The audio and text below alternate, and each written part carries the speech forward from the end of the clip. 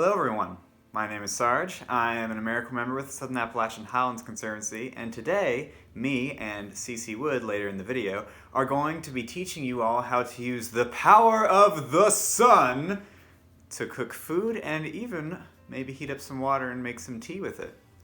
So first, to get our video started off, we're going to start off with something called a parabolic mirror. You might have seen something like this before with a telescope.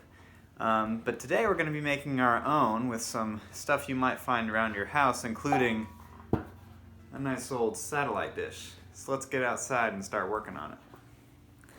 Before we get started, what exactly is a parabolic mirror? A parabolic mirror is essentially the 3D representation of a parabola revolving around its axis. You usually see this shape on satellite dishes, sound recording devices, and mirrors. With this, parallel rays coming into a parabolic mirror will all be reflected to one singular focus point in front of the parabola. If you look at a satellite dish, this is where the arm sticks out and collects radio waves. The curve and size of the parabola determines where the focal point will be. In general, parabolic mirrors are hard to make from scratch. You have to be roughly within 20 nanometers of a wavelength, otherwise you lose a large amount of reflectivity. However, satellite dishes are already made to achieve this shape and be effective, so we will be using an old satellite dish for this project. However, our focal point will be slightly different, aimed more towards the bottom of the dish.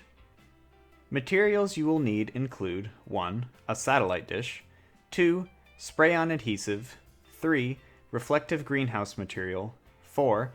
A sander with 36 and 200 grit sandpaper, 5. Scissors, 6. Gloves, 7. A mask, and 8. A drop cloth. If you are under 18, make sure you are supervised by a parent or adult while completing this project. Step 1. Acquire your satellite dish. Step 2. With your sander and 36 grit sandpaper, sand away the plastic coating on top of the satellite dish. This will help us attach the reflective paper to our surface with no bumps. Wear gloves and a mask to keep the metallic dust off of your hands and out of your lungs. Step 3. After sanding it with 36 grit sandpaper, go back over it with 200 plus grit sandpaper to really smooth it out. You'll notice already the satellite dish is reflecting a lot of sunlight.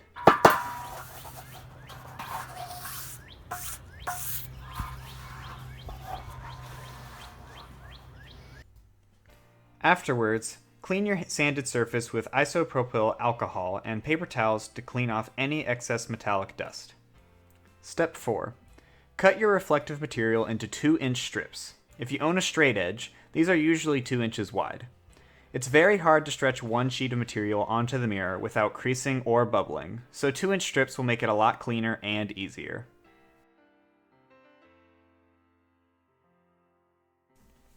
Step 5.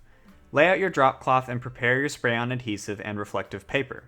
Please be sure to wear gloves and a mask as the adhesive can be harmful to your skin and lungs. Next, apply your spray-on adhesive to the back of one of your 2-inch strips. Be sure to allow 1 minute for the adhesive to become tacky before applying.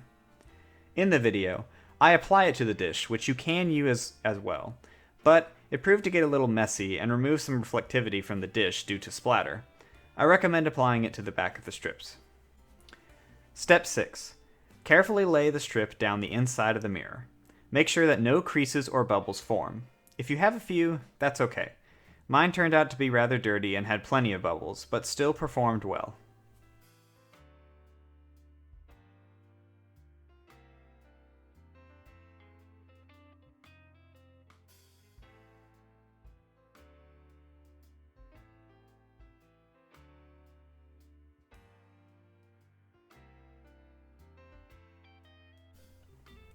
Step 7. After placing all the strips, ta-da! You have made your own parabolic mirror. Step 8. Test it out. Even though I had plenty of imperfections, I was still able to burn a stick in a matter of seconds. Warning, this will burn your skin if you point it at yourself. Do not point this at any wildlife or anyone else.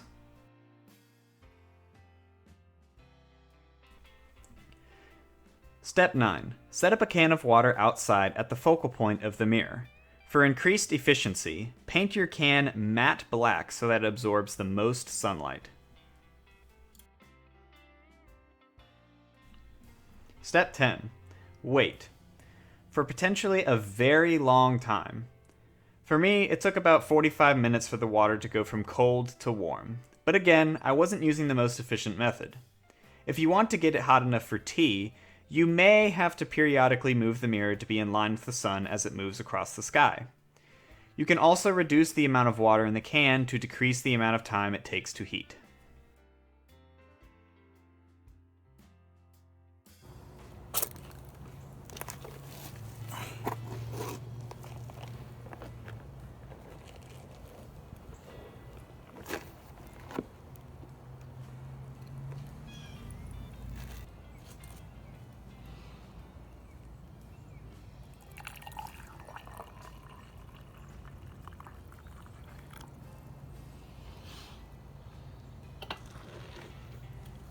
Thanks everyone for watching. I'm going to pass it on to CiCi with a solar oven. Cheers!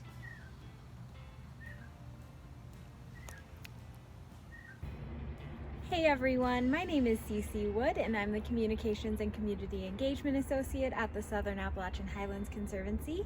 And now we're going to continue our fun with some solar snacks by making a solar oven. And we will be using that solar oven to cook up some s'mores. So let's get to it.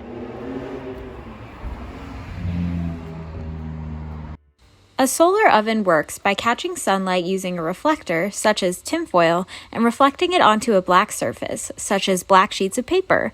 The black surface transforms the light into heat, and the upturned glass bowl traps the heat inside. It heats up just like your car would on a hot summer day.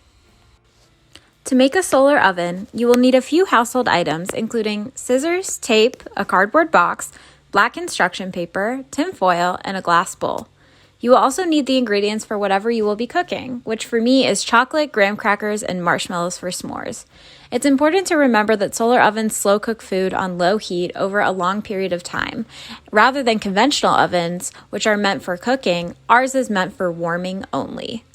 The last material is perhaps the most important. We need it to be a bright, sunny day outside, as we need the sunshine to power our ovens. Once you've gathered your materials, change your box to have a single flap as a lid.